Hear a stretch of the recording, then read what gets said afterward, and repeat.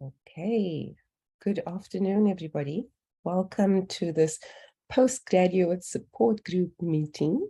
Today is the 23rd of May. I know we missed last week's meeting, but we're back and we have Lou and Moodley with us today. Welcome, everybody's attending. And today we'll be speaking about emotional intelligence. This is a big one, eh? This one is especially important to understand, to harness, to enhance our performance and our productivity. For those who have seen Lou and Moodley present this before, it's like watching it new the second time around, or even the third. This is the third time that you're presenting with us in this forum, right, Lou? Yes, sorry, I think it is the third time. I couldn't find the off mute or unmute button. Luan's asked me specifically to not introduce her with all her accolades, so I won't. I'll try my best not to. But I do want to just emphasize that it really is such a treat to have Lou and Moodley joining us in this forum. She's it's not every day that you get a qualified business coach giving you top-notch advice about emotional intelligence, for one, or effective communication, or adopting a growth mindset. I'm sure all those other sessions are going to be happening in the future. It's such a pleasure to have you with us again today, Luan. The participants within this meeting are aware that this is a very interactive session.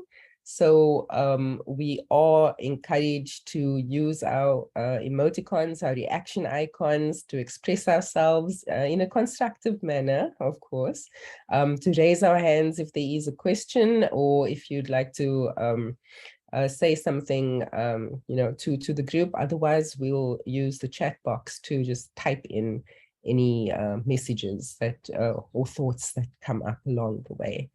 So I don't want to spend too much time. I want to relearn emotional intelligence. It's always good for me to have a refresher. So thank you again for joining us today. I really appreciate it. I'm sure everybody appreciates it. Thank you. Great, thanks so much. And thanks again for allowing me to join you one of your sessions. I think this is the third time that I'm doing emotional intelligence. So for those of you who have seen this before, I'm sure you'll be able to pick up another thing, a tip or two in this refresher. And for those of you who are new, I hope that you will learn something new. And certainly if I could give you some sort of tip or tools that you can add to your toolkit, that would be really good, I guess, for you.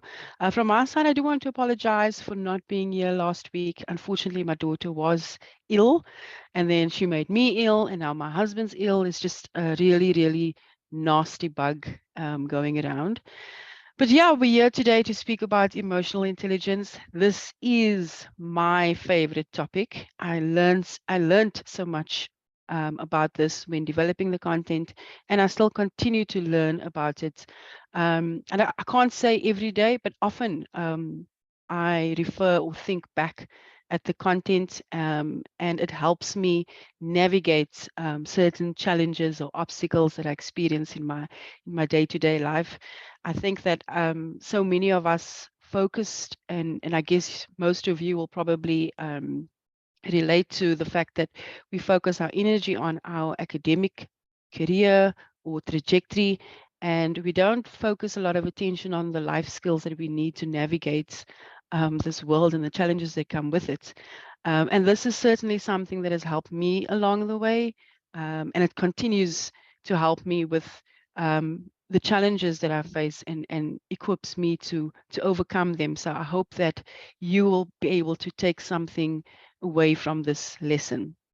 Okay, so again, as mentioned, because I would so love to be at your campus to do this session live, it would be so great. Unfortunately, I'm not there. So to help me, if you need to type something in the chat box, please go ahead. I'll probably answer it later. And also any reactions would also be welcome, so that I know that you hear me, you understood what I'm saying, so that we can carry on. But nevertheless, I like to start off the session with doing a temperature check on emotional intelligence. So the first question here is, what does emotional intelligence mean to you? I'm going to direct you to our Mentimeter. So what you need to do is simply type in menti.com on your cell phone or on your web browser. And when you go to that website, they will request a code from you. You simply need to insert that code 85567635 once you get to Menti, and you can then answer that question for yourself. What does emotional intelligence mean to you? Anything, any sentence, any words you want to describe what it means. And I will share that with you in a moment. What do you understand it to mean? What does it mean to you? You can go ahead on the website and capture it there.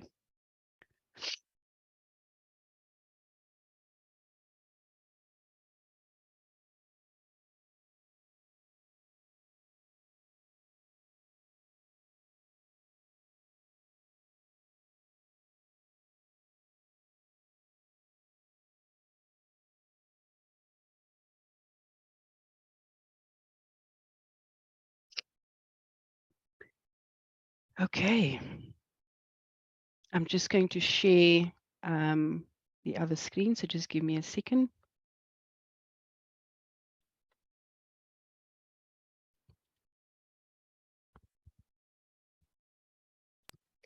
In the meantime, I just wanted to note, I put my camera on just so that Luan doesn't feel alone and she can see responses.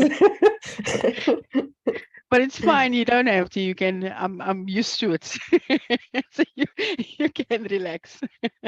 Okay, so we have 2 answers so far. You can probably see this. Let me put that down. Okay. So being able to control how I react to situations, empathy, understanding and listening before acting, to understand oneself, that's excellent. How to control your emotions and understand others. It's a very smart group of people. I'll just give it 1 more minute. It has to do with one understanding themselves, being grounded, not impulsive, maturity, integrity. I like that one. Okay, I think that's enough, and then I'll move over to the other screen. Okay, so according to Daniel Goldman, I hope you can, Goldman, sorry, I'm sure you can see my screen now. You will see me, let me just get this screen, there we go. You may see me looking to the left or the right of my screen. It's simply because I have 2 screens and the screen I'm projecting on is to my left. So yeah, in any event, according to Daniel Goleman, who is a world-renowned psychologist, it's understanding one's own feelings, having empathy for the feelings of others, and the regulation and the regulation of emotions in a way that enhances your life. Okay, so I'm going to speak about all of that as we move along in the session. But I do want to explain a bit about the basics before we continue. So what I want you to understand is that we are operating with 2 minds, essentially. There's your emotional mind, and then there is your reasonable mind. Your emotional mind is hot and feelings focused, and there's a quick reaction time. I feel like I'm even talking fast speaking about the emotional mind. And then the reasonable mind is cool and task and logic focused and pragmatic. So now you sort of want to be operating on a wise mind, which is an integration of both minds, where you're able to acknowledge and recognize what you're feeling and why you're feeling it, but then you're able to process that and choose the direction or how you would like to approach that situation. So for the moment, if you can just give me a thumbs up if anyone in this group has made a decision using your emotional mind, but then later regretted it. that means that everybody is operating on their reasonable mind. That's pretty amazing. Because I can tell you, I, for one, have done that way too often. Where I've said something out of anger, whether it was to a friend or to my partner in the heat of an argument. But later, when my emotions settled, I thought about that interaction and I regretted the words that I'd said. And that is a very good scenario of where you are operating using your emotional mind. Sorry, I just pressed something very silly now. Where you're operating using your emotional mind, it sort of clouds your judgment and your thought process and your thinking. And what you want to do is allow your emotions to settle so that you are able to think clearly and not allowing your emotions to cloud your judgment. All right. Another scenario, for example, is maybe shying away from doing a particular task that you do have the ability to do. But because you're allowing your emotions to consume you, you shy away from doing that task. An example of that is doing a presentation. So now you have, because you have the ability, you know the content, you are able to do the presentation, but because you're very nervous, you tend to not put your hand up or will refrain from doing that task. That's another scenario where you're operating in your emotional mind. One more scenario, maybe if your supervisor or superior questions something about your work and your immediate response is to defend it. And when you walk away and you start thinking about that interaction, your emotions settle, and you are able to sort of see that point of view or why they would make that comment, and it sort of makes sense. That's another scenario where you're operating on your emotional mind. So with emotional intelligence, it's allowing you to get you in the center where you're operating sort of in that using a wise mind, understanding what happened in that interaction, but then still being able to navigate and choose your path or how you're going to resolve that encounter. Right. So, of course, there are many emotions that can trigger you. The main ones are anger, of course. That's the scenario where you are allowing your anger to consume the situation and you're reacting out of anger and not really out of logic. Love is another one. One of those examples I like to use is a parent and their child never wanting to see that they could make a mistake or do something wrong because their first and natural instinct is to love and protect their children. And then anxieties is also another major one. So in this session, I hope to provide you with tools to be able to have some sort of control over those emotions. It's not about stopping your emotion, it's sort of about understanding and underpinning the root cause of that emotion, and then being able to navigate your way forward. All right, so the features of emotional intelligence. First and foremost is self-awareness. So that feature is about understanding what we are feeling and why we are feeling it. That's the starting point. We really need to understand that. Then self-regulation and motivation, I like to speak about those two together because it's about handling your distressing emotions in an effective way so that it does not get in the way of what you are trying to achieve. Generally, there is a motivation or there's some sort of intent, something that you want to do. So by using emotional intelligence, you are able to regulate what you are feeling to be able to still meet your objectives. Empathy is difficult, but it's about knowing and understanding what someone else could be feeling. And then social skills, that's putting it all together into a skilled relationship. Okay, so now how do we put all of this into action? And this is the toolkit that I'm speaking about, because what I'd like to do is I'd like to introduce you to the emotional ABCDEs. Now, before I go into this, it's very important that I just convey there is going to be a little bit of an assessment at the end of the session. There will be a link that's going to be dropped in the chat. You need to click on the link, complete the assessment. You will have between 5 and 10 minutes to complete the assessment. At the end of the assessment, everybody's results will display on the screen so we can see who pass that assessment effectively. If not, unfortunately, we'll have to rejoin the session so that you can get that content again. Okay, so now I need to get a thumbs up to confirm that everybody has understood the instruction. If you don't understand, please pop me a message or ask the question in the box so that I can answer it. I see Fiona understands. She's got it. Or is that the old hand? Is it a new thumb, old thumb, new thumb? I'm not sure. I think that's an old thumb that I can see in the chat box. Okay, Fiona, I'm going to assume you understand the instruction. Otherwise, if you have a question, maybe just pop it over there so I can re-explain if needed. Okay, Luther is happy. Great. So it seems that there are some thumbs. Excellent. So we understand the instruction. Okay, so the first thing I want to explain is that there is no assessment. I just said that because I wanted you to experience what happens internally if you are possibly triggered.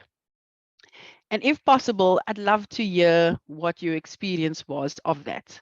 So generally, when you are triggered, you can either be excited, you could have experienced some nervousness, there could have been some sort of panic in the scenario. So what I would need from you is to go back to Menti, insert that. I just need to change the question so that you can see it. Sorry. Just give me a second.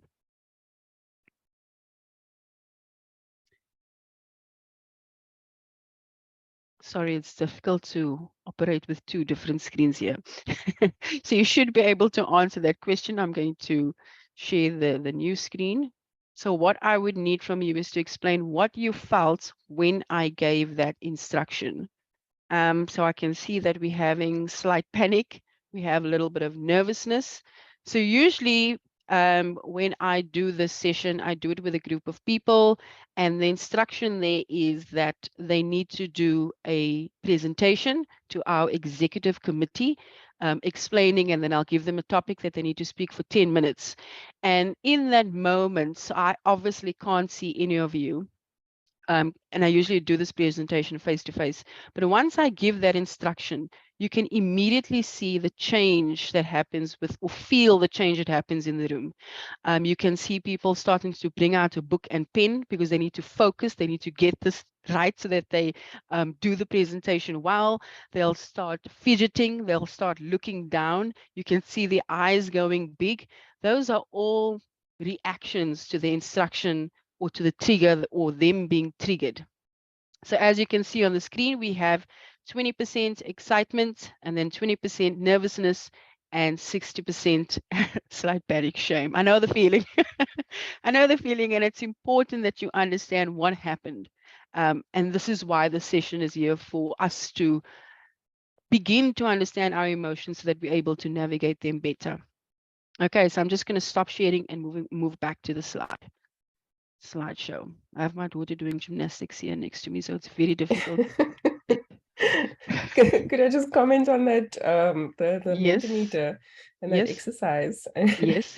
You know, this is I saw you laughing. And I just wanted to make this comment. I've seen this before. You know, I knew what was coming, and I still had slight panic. You know? I mean, it's a safe space. You know, I'm sure that there are other people who probably did a screenshot, like, oh my God, what is this person going to ask? So yeah, the panic is real, and it's really important for us to speak about the emotional intelligence angle that can prevent that. I still have a few more slight panics coming up on the Mentimeter. But yeah, I set it up that way because I want you to experience what happens internally, and it happens so quickly.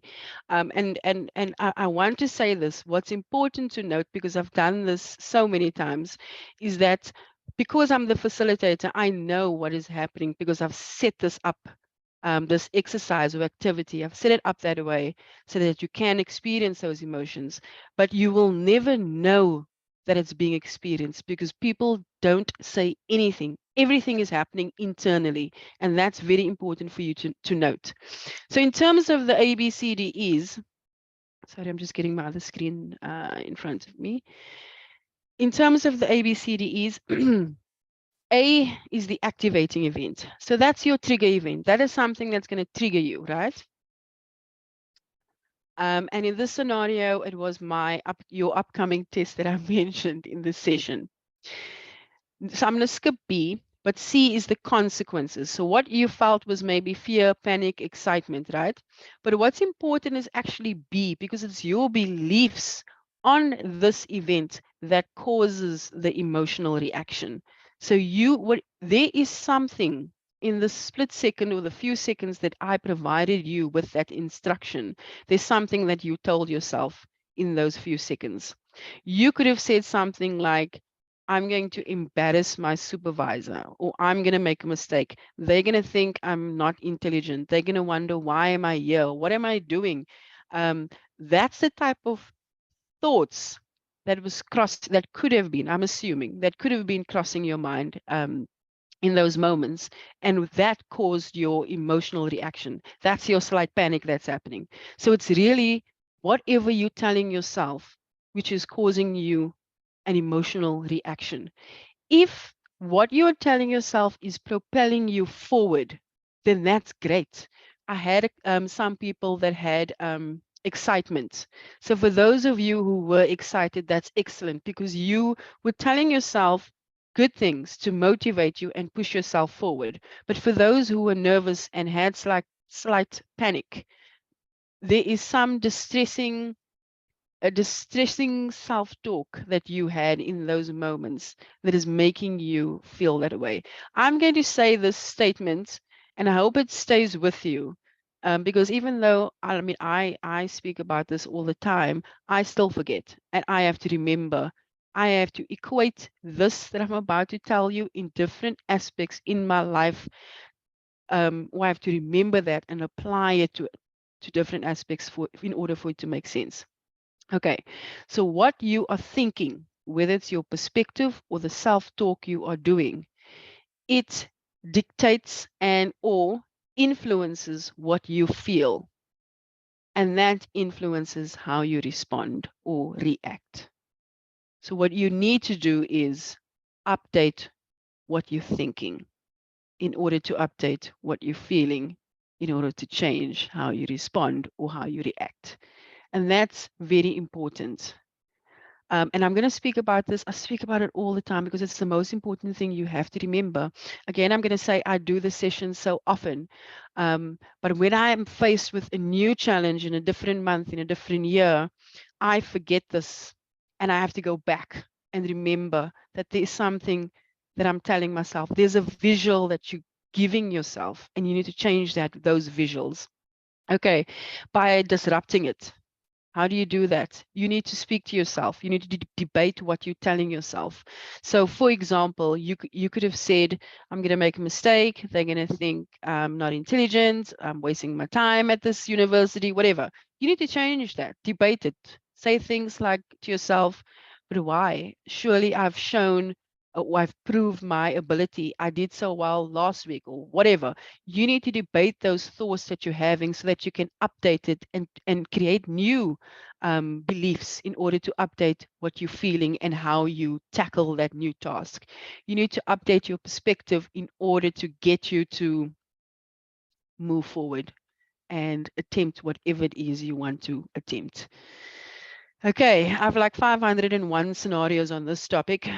So which one shall I choose? Okay, so this scenario, if you heard the story, my apologies because I say it so often, but I've been doing facilitation for a very long time. I really enjoy it. It's my passion to inspire people and all those things. I like to say that this is my stage. So when I'm on stage, I have to perform and I enjoy it. But I had a task that I had to do, or I was requested to do a task where somebody else or another organization sort of had to train me on this topic. And they did. And when they were finished educating me on how to facilitate the session, they sort of had to sign me off. So that meant that there were going to be a panel of judges sitting in front of me or virtually, and they were going to observe me do this lesson. And I don't know what it is about that idea of doing the session in front of a panel of judges, but it gave me so much anxiety. I'd never experienced that before in my life. I was exhausted at the end of the day. You know, I was I don't know, I even cried because I had so much fear to do this presentation in front of this judges. I was in my yard walking up and down with my script, the lines, the things that I need to say. And every time I would stop and I would maybe cry because I just didn't want to do it. I tried to get out of it and say, you know, I just can't or whatever. And my manager would say to me, Luan, you're just too much in your head. You need to just do it. And I was like, what is she talking about too much in my head? I don't know what she means. Bearing in mind, I was doing this workshop. So I should have applied this concept while I was in that sort of hole, I'm going to call it that. Um, and I knew that there was a lesson in that scenario for me. I just couldn't see it at that time. And then I realized what I was doing to myself while I was rehearsing in my yard. I was visualizing the judges giving me feedback, and they would say things like, but we never trained you to say it this way. Why would you take it in that angle? That's not how you were taught how to facilitate the session. So that's what I was seeing in my visions or visualizing while I was walking up and down in my yard. And that's what gave me all that anxiety and the fear, because I felt like they were going to say I'm horrible and I'm not good enough and whatever, all those things. And once I was able to put the two and two together of what I was doing, I could stop it and I could change it. So I got my lines ready again and I started walking up and down, rehearsing, practicing, whatever. But this time I was visualizing the judges saying things like, oh my goodness, that is amazing. We didn't teach it to you that way, but you took it in a different angle. And that's like really great. Well done. So that's what I was hearing now or visualizing. And that gave me confidence. It gave me the feeling like, I'm going to show them I can smash the session, you know, out of the park kind of a thing. And I did. I did very well. And obviously now I understand what my manager meant when she said, get out of your head. I was too much in my head, over analyzing everything. But that's how you sort of need to talk yourself down or help yourself navigate something. This is one scenario, but there are so many different ways that you can use this ABCDEs to update your perspective, because it's really all about the way you view it and the self-talk that you're doing. You need to be kinder to yourself and you need to help yourself navigate this better using the ABCDEs. Okay, I'm going to speak about that again, but for now, I'm going to move on to understanding your triggers. I will give you 5 minutes. Let me just see if it's on the next slide. Sorry. Yes, it is. I'm going to give you 5 minutes that you can unpack this for yourself. But it's very important that you think about what your triggers are, because everybody has certain scenarios or situations where you may be slightly more sensitive to than others. For me, my brand is very important for me. So if somebody says something that's going to taint my hard work or my character, that's going to for sure trigger me. Or if somebody treats me as if they are superior to me, that's another major trigger of mine. So I know that if it happens to me, I'm probably not going to respond well. So it's important that you understand what your triggers are. That's number one. And the second thing is you need to understand what happens to you once you are triggered. Generally, there are certain bodily reactions that occur. So for me, my heart starts racing. And my heart will start racing before I even know I'm triggered. It's almost like my heart racing is my that's my indication that I'm triggered here. So your heart could start racing. Some people's ears start getting like they start burning, they get red, or their hands start getting sweaty, or they feel a heat wave go over their body. Those are sort of bodily reactions that occur once you are triggered. So what I'd like you to do, I'm going to give you 5 minutes. Just 5 minutes is fine. I want you to think about at least 3 scenarios in the past where you were triggered. So what I needed to do is write down for yourself what happened. You're not going to tell me, you're not going to tell anyone. This is for you. You need to write the sentence down of what exactly happened in those 3 scenarios, and also to understand what those bodily reactions were. It was probably the same. But the intent there, when you do this exercise right now, is that you'll find that there is some commonality in terms of pinpointing what the actual trigger was. Okay, I'm going to give you 5 minutes for everybody to do that. Okay, so the 5 minutes starts now.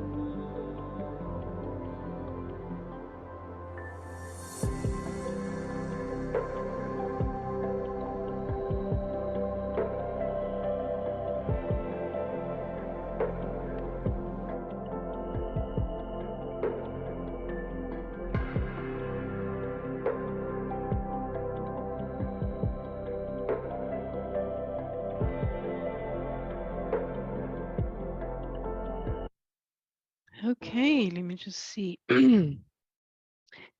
All right, so that 5 minutes went super quickly.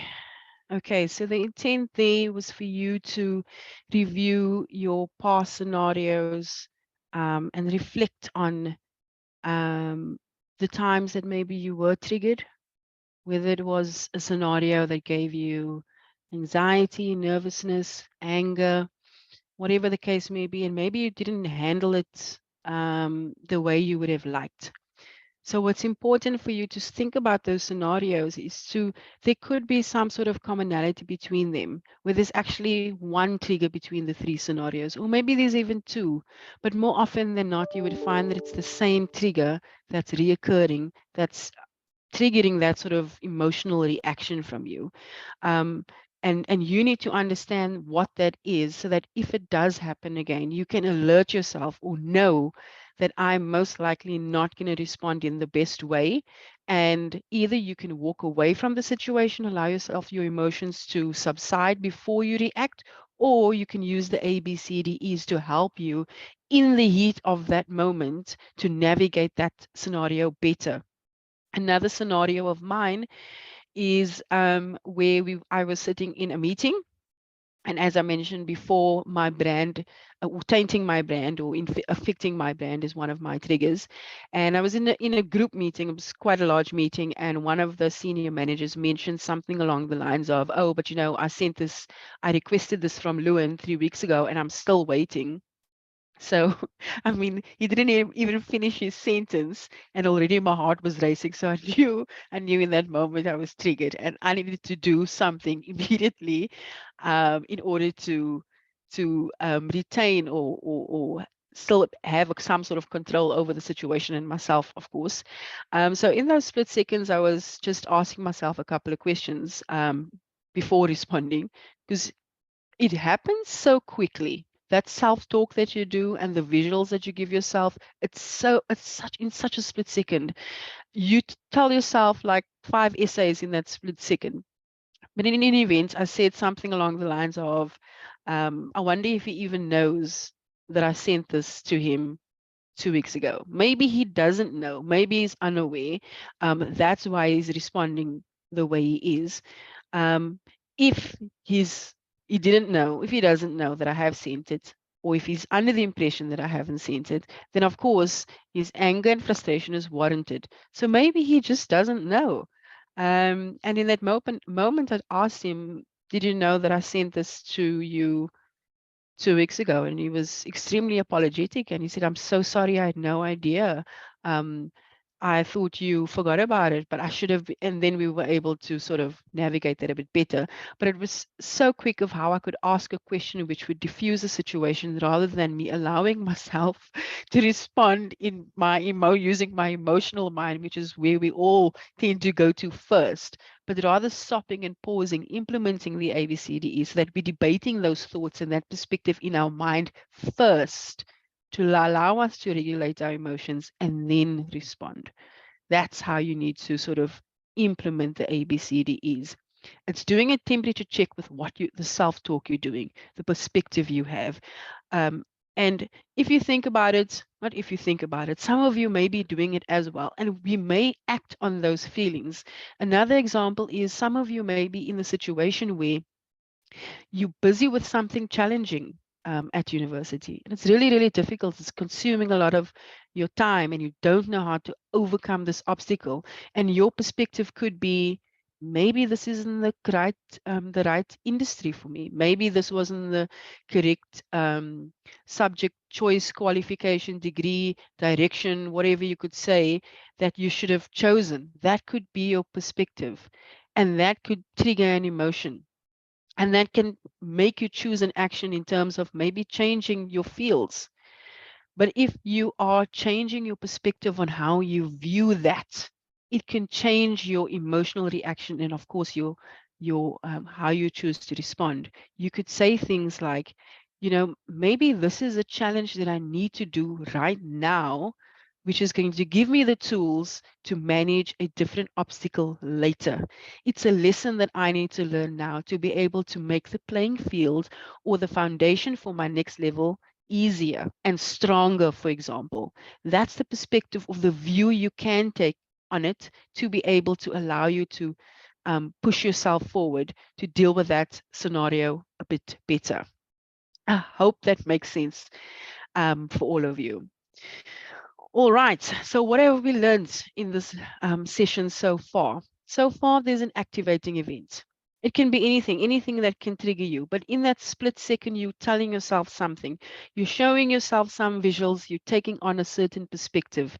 And that certain perspective is causing an emotional consequence or an emotional reaction internally. I wanted to say that again, internally, because you don't see it, but it's happening.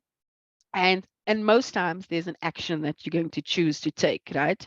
So I want you to think about this for a moment. Your activating event was that test that I said, the fictitious test that you were going to have at the end of the lesson. You did some self-talk. There was, of course, an emotional consequence, whether it was panic or nervousness or whatever it was.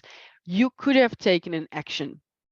Let's say all of you decided that you're going to leave the session because you're not about this life. You already have 501 assessments that you need to do in your current day-to-day. You don't have time for another assessment to add on to your load. You all could have chosen to leave the session, and that action that you took or could have taken could have been my activating event.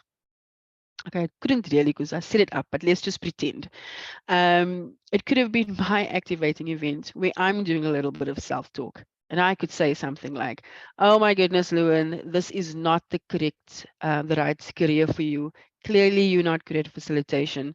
You, I don't know, need some work. You're just not doing it right, whatever the case may be.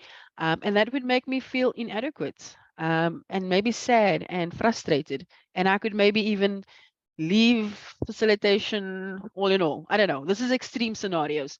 But what I want you to take away from this is that your action, the action you take, for example, can sometimes be an activating event for somebody else.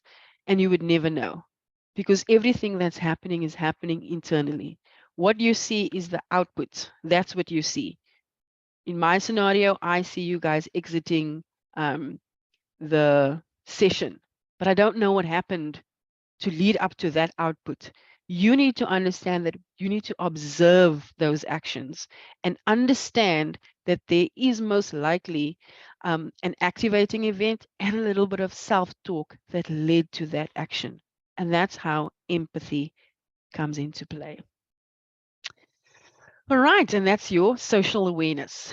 That's mindfulness, empathy, recognize and interpret the non-verbal cues, adjust and amend based on the feedback you are getting. So sometimes, as I mentioned, you could be that trigger for somebody else. So it's important that you pay attention to the non-verbal cues. It's very subtle. I could pick up on it, but you need to be mindful of it because, as I mentioned, you could be triggering somebody else. Another scenario is colleagues of mine wanted me to do something. They came to me and they said, Lewin, we need you to do ABC. So I said, okay, guys, I don't think ABC is my job.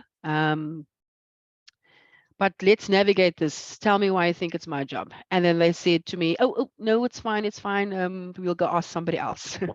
And I knew in that moment that I did not convey myself correctly. Maybe I was a little bit too assertive because that's not what I wanted. My intent was for me to say what my logic was, and then they say their logic, and then we sort of debate it out until we meet a compromise. Clearly, I wasn't doing that effectively. And that's when I had to adjust the way I was communicating in order for us to reach the objective or whatever it is that they wanted us, that interaction.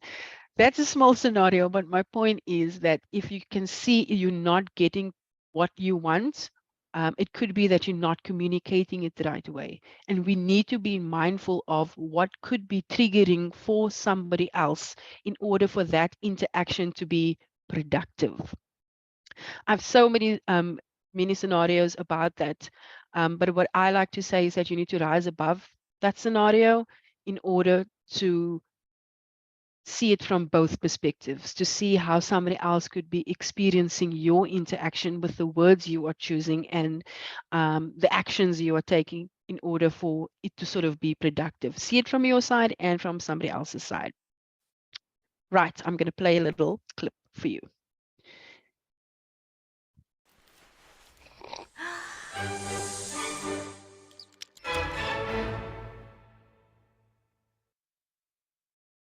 So what is empathy, and why is it very different than sympathy?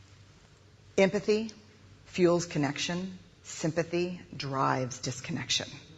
Empathy, it's very interesting. Teresa Wiseman is a nursing scholar who studied professions, very diverse professions where empathy is relevant, and came up with 4 qualities of empathy. Perspective taking, the ability to take the perspective of another person or recognize their perspective as their truth. Staying out of judgment, not easy when you enjoy it as much as most of us do. Recognizing emotion in other people and then communicating that. Empathy is feeling with people. And to me, I always think of empathy as this kind of sacred space when someone's kind of in a deep hole and they shout out from the bottom and they say, I'm stuck, it's dark, I'm overwhelmed. And then we look and we say, hey, you climb down. I know what it's like down here, and you're not alone. Sympathy is, ooh, it's bad, no, you want a sandwich?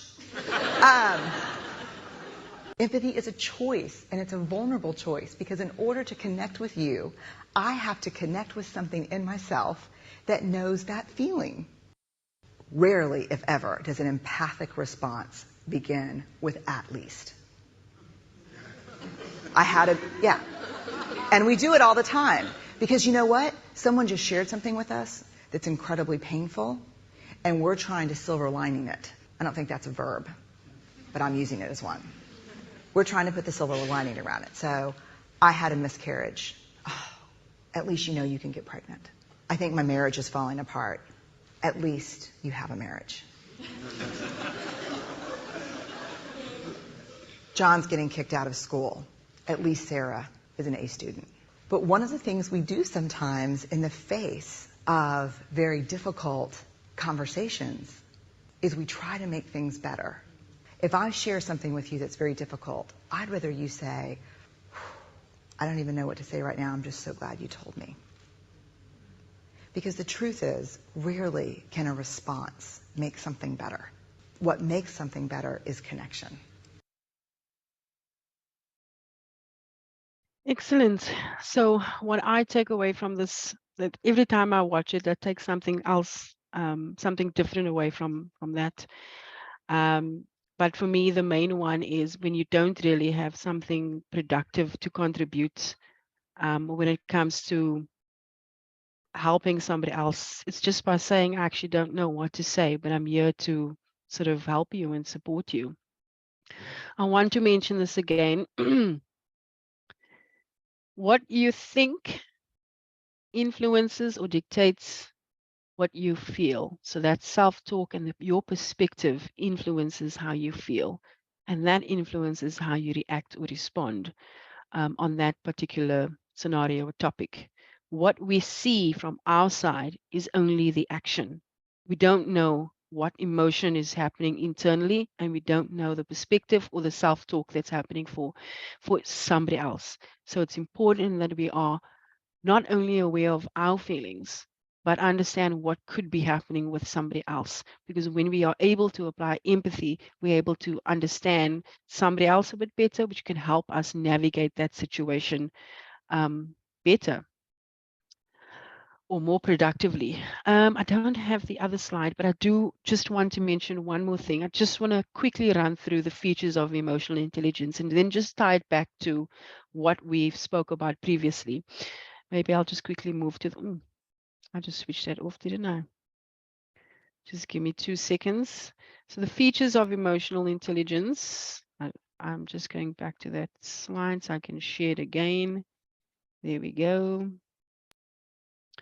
Right, I'm just moving back. Here we go. Features of emotional intelligence. Number 1, self-aware. So this exercise, what we did earlier, is about you understanding what your triggers are, and that's important. And then self-regulation and motivation. So implementing the ABCDEs will help you to self-regulate, and also keeping your eye on the prize. What is your objective here? That's the motivation. Empathy, knowing what someone else could be feeling. So that's again being mindful of those non-verbal cues, paying attention to the action and being mindful that something else could be happening internally with a little, the perspective taking, the self-talk, and of course that emotional reaction. And then, and finally putting it all together, which is the social skills. And that, ladies and gentlemen, is pretty much the end of our emotional intelligence. I sincerely hope that there is something that you could have taken away from this lesson, something that you can keep in your back pocket that will help you navigate those challenging situations, being able to regulate your emotions and take a different perspective on something that will help you push you forward rather than pushing you backward. And that's it from me. Thank you. Thank you, Lou and Moodley. That was fantastic. Thank you for doing this for us again in this forum. I've learned so much again today. So, I mean, it's so important to have these refreshers. You know, I honestly had an aha moment, and it's not like I haven't, you know, seen this before, but yeah, sometimes we tend to forget, and we do need a refresher. Like, what really resonated with me was that my response can be somebody else's trigger. So what you were saying about if you're not getting an action or response that you're wanting, maybe you're not communicating it in the right way. And I could actually be triggering the student that I'm speaking to, you know, as well. Absolutely. And I need to just monitor that and change it. Yeah, 100%. Does anybody have any questions or comments about the content or anything that they'd like to share that they were not aware about regarding emotional intelligence? Or thanks to Luan for teaching me more about emotional intelligence, that now I know how to manage my supervisor a little bit better, etc. You know what I mean? And if you have any questions, please feel free to raise your hand and say whatever it is you want to say in this very safe, constructive forum. Let's see, Elliot, you have your hand up. Please go ahead. Thank you very much, Luin, for such a very impressive and important session. You're very welcome. And presentation. Yes, in fact, what you have told us, I think I need not, maybe what I can say may even interfere, but I will just say what I want to say. Okay. In fact, it's very important to be in touch with your feelings, especially where in communication, so that when you are triggered, it's important to be aware of your own feelings, whether you are feeling angry, whether you are feeling sad, and then, because the reason why it is important, because we tend to, for example, someone superior may trigger these feelings, maybe the trigger, you know, and then when he triggers this person triggers these feelings, maybe because of fear, I may not respond or best. Even if, let's say, I don't even understand my feelings, but because this person is superior, I decide not to say something back, you know, because maybe he or she is my boss. But these feelings, which are now exploding, wanting to explode within myself, I take them home. Or if they are from home, I take them to work. And they will then explode. And then people who are innocent may get affected, because in order for me to regain balance in myself, I need to express these feelings. But because I was not even aware of them, I may not be able to express them appropriately, in a more socially acceptable manner. So I think this is very, very important, because from work, where we may experience some challenges, where there may be a lot of triggers of our emotions, and we are not even aware of these emotions. And when we go back home, we start fighting with our families. And when you think, why I have or beaten my child, or responded or acted the way I have acted, and when you are alone, you then realize there was no need for me to punish this child for this reason, but I have done it. But you don't even know why you did it, because you were not even aware of the feelings that these are the feelings which led to you they wanted to explode. You are not even aware of that. So it is important for us to be aware of our feelings and to learn how to express them properly. And another thing that we have mentioned is communication. So communication is very important. And fortunately, while I was still doing my undergrad, we were taught a course of polite language. And because you can't use the same words for everybody. When you are speaking to your friend, there are specific words that you use. Or if you need something from your friend, it's not the same as when you need something from somebody who is superior. So you need to regulate your language, so that you actually, when you're speaking to somebody superior, you may say, could you please help me, or may I please ask you if you could please assist me in this and this and this. You see, your language is very important. I think polite language is very, very important for us to be able to have this emotional intelligence. And another thing, like when you are going to write exams, I think we need to know, we also need to be aware that all these feelings are normal feelings. But the problem is that when they are in excess, when we experience them in a very excessive way. For example, anxiety is very important, because with anxiety, we are able to, it's like